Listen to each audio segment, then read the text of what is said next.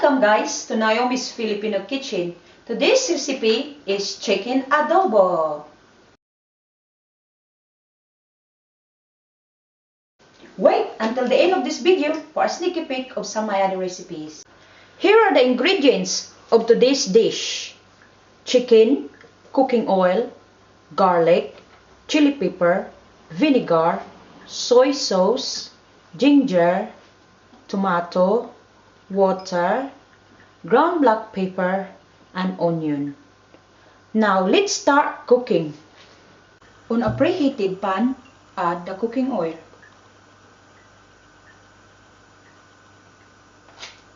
Now the oil is hot. Saute of the garlic.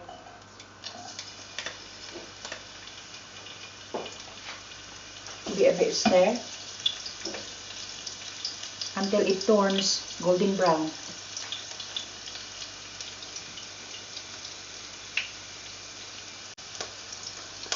Now the garlic is turned golden brown. We can now add the ginger.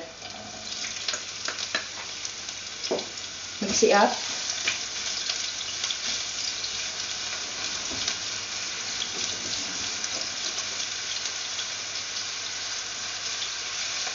Smells very gingery. Lovely. And now we can add a tomato. Mix it up.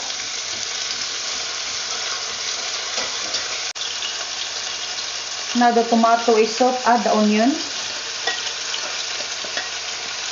Give it a stir.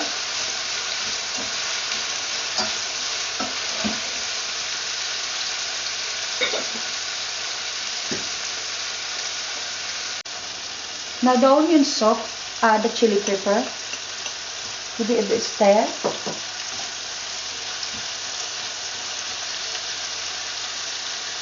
Add the vinegar and add water, and then add the chicken.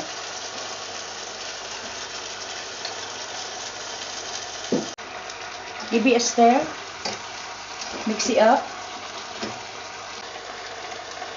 Cover and simmer on a low heat. After 25 minutes, season with soy sauce,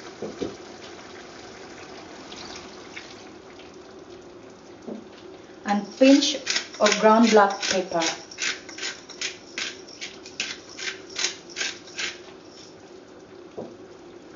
Give it a stir.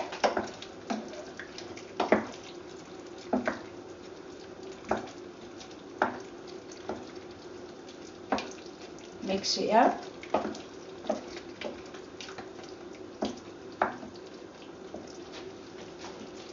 Cover and simmer for 5 minutes. After 35 minutes of cooking total time, my adobong chicken is now ready to serve and enjoy. Serve with rice and enjoy. Hope you enjoyed the recipe today. Please subscribe to our channel. More recipe to follow. See you soon!